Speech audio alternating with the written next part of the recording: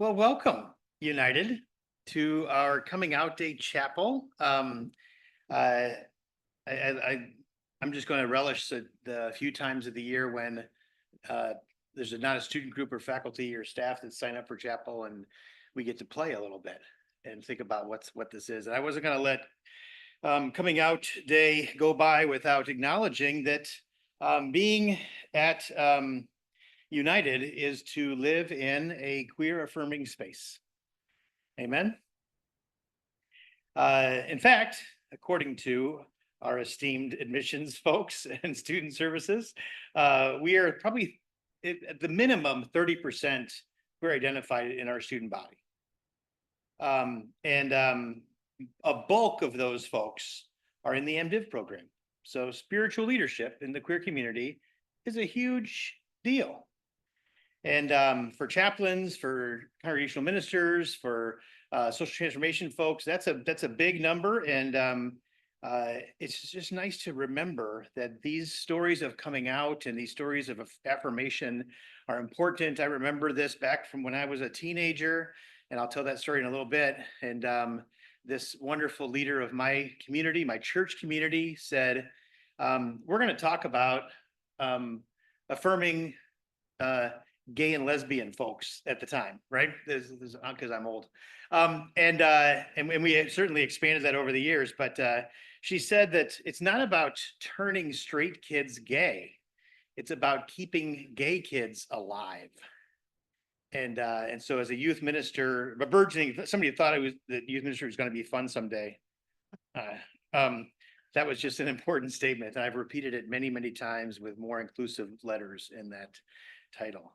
But it's about keeping folks alive and thriving and affirming. So we're going to tell stories today. It's going to be an open mic kind of chapel, but we're going to begin and end with prayer. And just glad to kind of that there's queer identified folks all over United in different ways and shapes and forms. And but in the teaching world, Dr. Sabia-Tanis and I carry some of that banner, and so we get to do some of these fun things together, like the Queer Theology Salon and many other events during the year. So let's open our time with prayer, hear some stories, and then we'll close in prayer. That's our day today.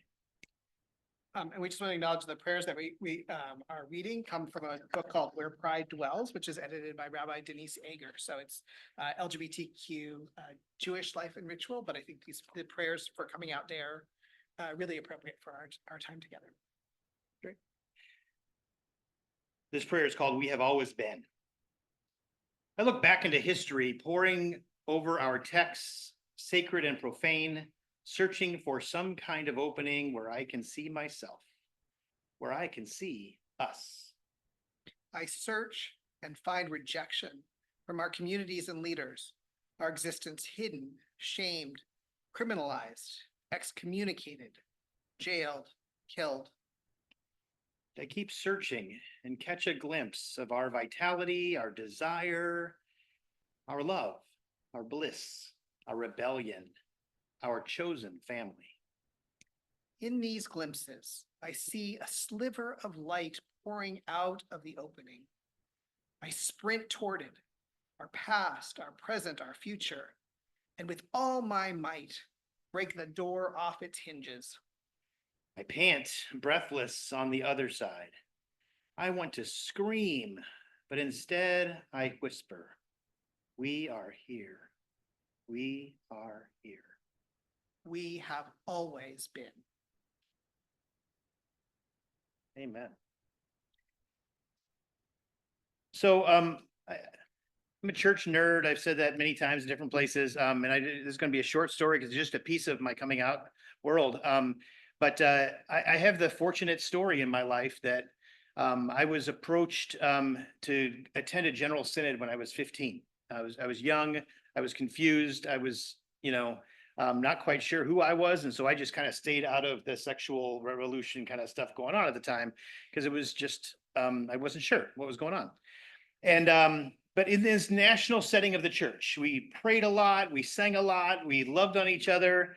And the leaders of this group admitted point blank that in youth group is where oftentimes church kids find their first burgeoning sexuality. and they have their first kiss and their first handhold, and they explore what it means to be a loving, lovable human being. And too often they said that's been straight kids. And they said, we want you to know that in this environment, that anybody can explore who they are and how they are a loving, lovable human being. And there was a description at that moment. We watched the Harvey Milk video and that kind of stuff. I'm dating myself, but one of the descriptions was, this is probably based on Kinsey or Klein report scales of all the different ways folks could be gay or straight or in between. And boy, I felt like I was not a 0 or a 6 on that scale. I was in the middle, and I had attraction towards different people, and it was okay in this. And then we prayed for each other, and we loved on each other, and we were bodied human beings. And at 15, I got to come out in a faith community that was loving and accepting and affirming. And then I had to go home, and that was a different story. But but that happens, and if we can build faith communities that do that kind of loving affirmation when kids are kind of coming into their own sense of who they are, what an amazing thing. And so it's held me in good stead my whole life, and it's why I always went back to national setting places, because that's where I found myself. It's where I found that I could be loved and lovable in many ways, and the journey is ongoing in this world. So that's a little bit of my coming out story. And after Justin goes, I want you all to feel like you can come up here or speak to the room through Zoom about a place where you felt affirmed, loved, and lovable in your life, or a person you want to lift up in this space that kind of held you and affirmed you along the way. So we're thinking of places and people. They have to be short stories because we don't have a lot of time for chapel, but we want to hear your whole story as well other times. So these are just the snippets. So thank you. Justin, go ahead. Yeah. So some of you may know I'm a PK. My dad was a Presbyterian minister. He was also a college professor at a women's college. And so he was very progressive. I grew up very much in a liberal church. So my first same-sex relationship when I came out as a lesbian I was 19. And my dad was not at all worried about the same-sex relationship. It was the fact that I was dating someone who was the president of InterVarsity Christian Fellowship on campus, and he was very worried I was getting involved with a cult. So that was it. But when I came out as transgender about 10 years after that, or 8 years after that, it was a little more complicated for him, but he definitely came to accept and affirm. And so the coming out story I want to tell is after when Matthew Shepard was injured and was dying, I worked for Metropolitan Community Churches, and we came into the office and we wrote this resource, a set of prayers for communities to do as people were holding vigils around the country. And my dad's Presbyterian, the progressive Presbyterian folks in his presbytery decided they wanted to host one of these vigils. And so they found this resource. Someone brought it in. It was like, we found this great resource, and said to my dad, hey, one of the authors is Tanis. Is any relation? And my dad said very proudly, that's my transgender daughter. And even though he didn't get it quite right, because he was still in process, he called me up to tell me how proud he was of me and how proud he was that everyone knew that his kid had helped write this resource. And so it was just like in this sort of his own sort of spontaneous coming out about who I was to this other group of ministers. So that's the story I wanted to share. And my dad has always been a loving supporter, so he's gone now. But so I also want to lift that up in loving memory of him and all his support for me in my many comings out. So it's open mic time. Who has a story or a piece of a story they want to share? In the room or online? And up there, or up at the podium, or I can bring you the mic. You don't have to come up on the screen if you don't want, but your voice will be in the room so people can hear.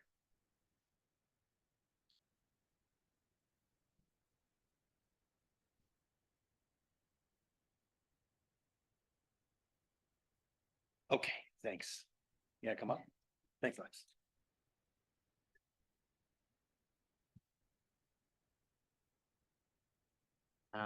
Well, I feel like coming out to me is so contextual. It depends so much on your audience.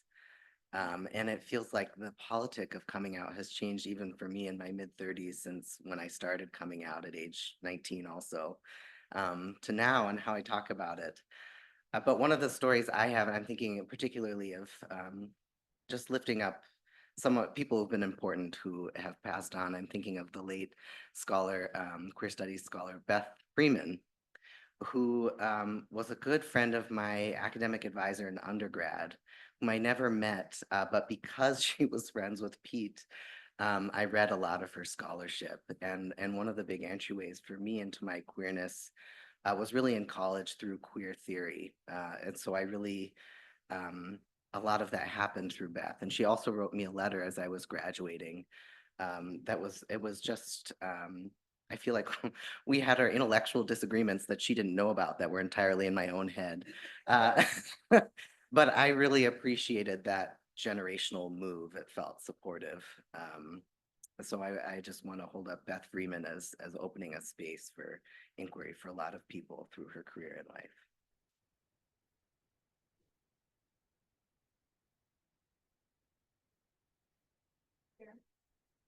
Thanks. And a good way to respond to these stories is just, I hear you, just so that it lands for us. So go ahead.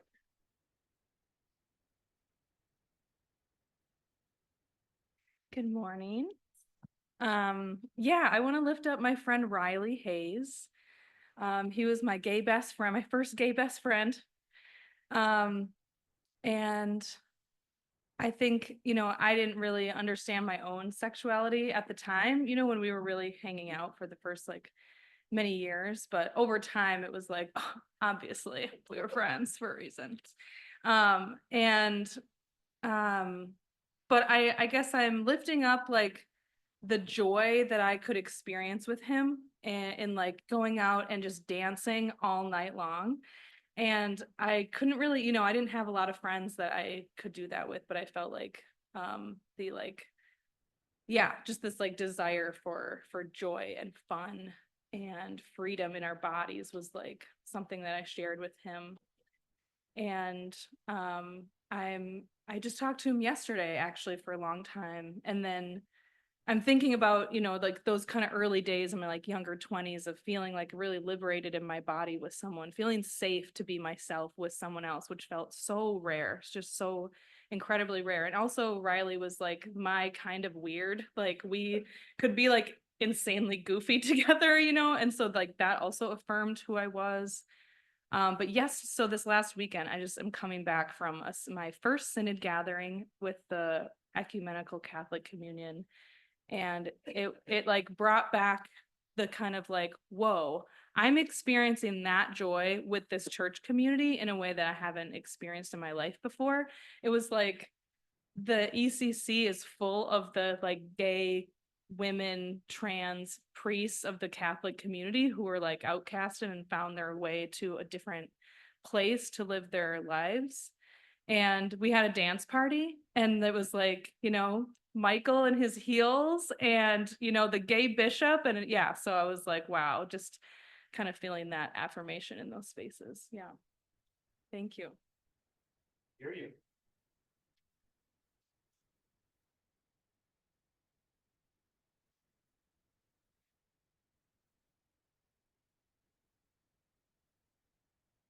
So throughout middle school and high school, the very first place where I came out to anywhere was nerd camp, summer camp for aggressively nerdy children. When I say nerd camp, I mean really, really nerd camp. Lots of preteens who had their whole lives mapped out for them. I'm gonna go to this medical school. I'm gonna get this score on the SAT. Actually, we had already taken the SAT. But anyways, nerd camp. It was so amazing. This extreme experience to go to nerd camp for several weeks and just really get into cryptography or whatever. And so I just wanted to lift up queer nerds, trans nerds. There's lots of them. Like a lot of really nerdy people happen to be transgender for some reason. And that's where, so nerd camp, that's where I discovered myself and came out to people and learned about the glorious nerdiness of trans people. So, and hanging out. And that was awesome.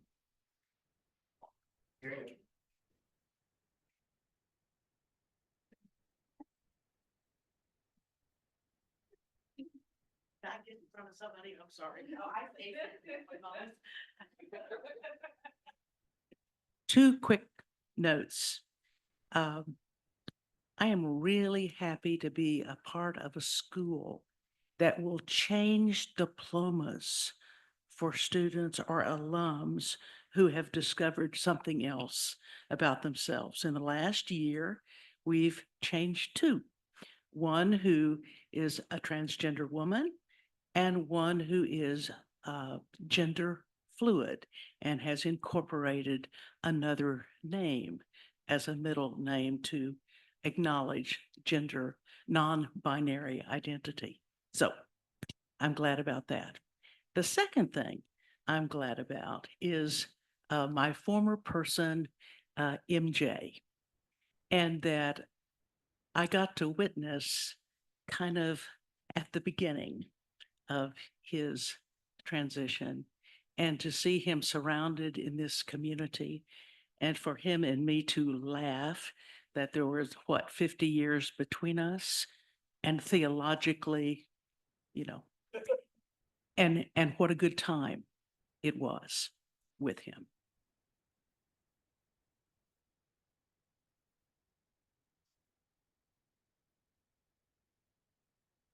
So to be a relatively feminine bisexual woman is to constantly be coming out every day, reminding people that like, actually we are a group that exists.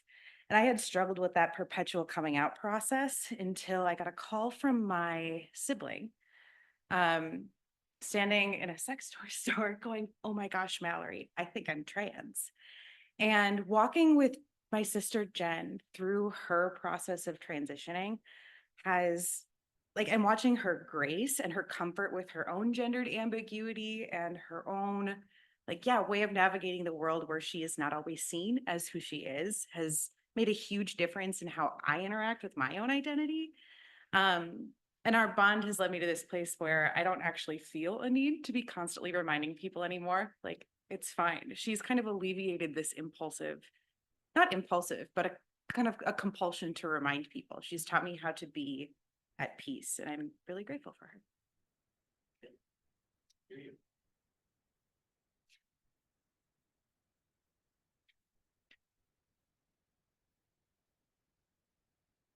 Go ahead, Jen. Okay, when I came out in college, that was in the 90s, and I struggled a lot. I was in a Catholic college that was not accepting, and, Catholic church that was not accepting, and my parents weren't accepting at first, and I went all the way to Texas for my first physical therapy job, and I'm so grateful for Pastor Janet Parker. She was the pastor of an MCC church down there in Houston, and she gave me a book to read called "The Lord is My Shepherd and He Knows I'm Gay" by Troy Perry, and it just really helped me along that journey of acceptance. And she did a lot of other things that helped me along the way as well, but that was the first one. Hear you. Yeah.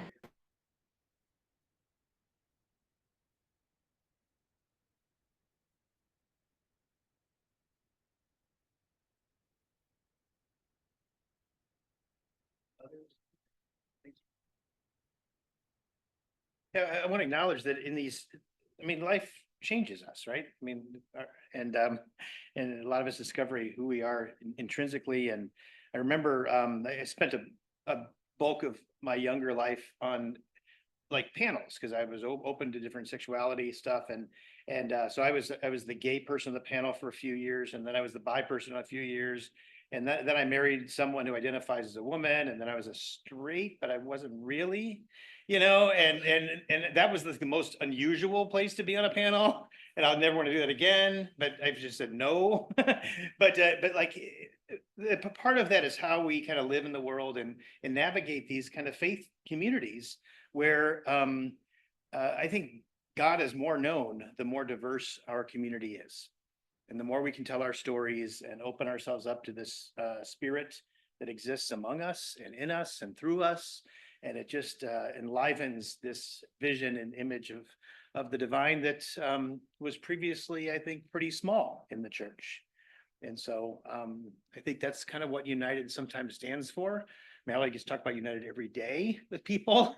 But our engagement and conversation with the sacred, with the divine is a larger conversation than a lot of places. And for that, I think we're grateful to the stories and to the people and to the struggle, because none of these stories are necessarily easy, although there is some nerdiness, joy in some of it. But we just want to thank you for being there. Are there other stories that need to be shared in this space? Do you like open mic chapel? Is that kind of fun? We'll think about that in other times too. Because we do need to hear from so many voices to make this real.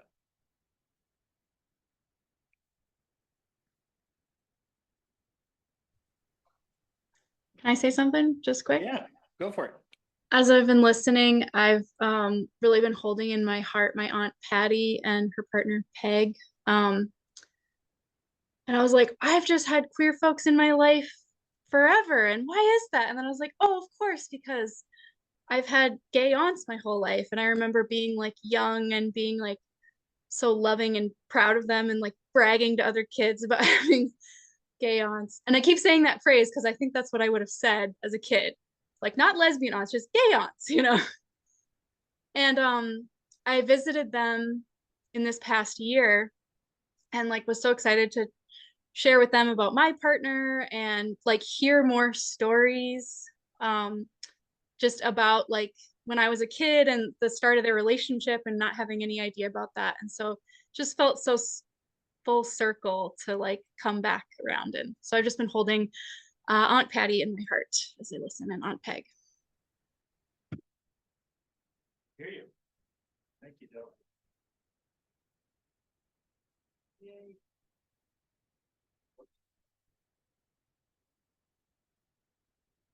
Well, we have another prayer to share as we left, and no, Justin and I didn't call each other this morning. We just like our shirts. Note our shoes. And our shoes match as well. Yeah, somebody needs to take a picture of us after this, please. Yes. So this prayer is called Love Wins. One day, the words coming out will sound strange. Oppression based on gender or orientation will be a memory. History to honor and remember. The pain of hiding, repressing, denying, honoring the triumphs of those who fought to be free, remembering the violence and vitriol that cost lives. When love wins at long last, love your neighbor as yourself will be as natural as breathing. One day, love will win every heart. Love will win every soul. Fear will vanish like smoke, and tenderness for all will fill our hearts. Love wins in the end. Love wins. All genders, all orientations, all true expressions of the heart. Let this come speedily in our day, a tribute to the many and the diverse gifts from heaven. A tribute to love deep and true, each one of us for one another. Blessed be. Amen. Ashe. Thank you.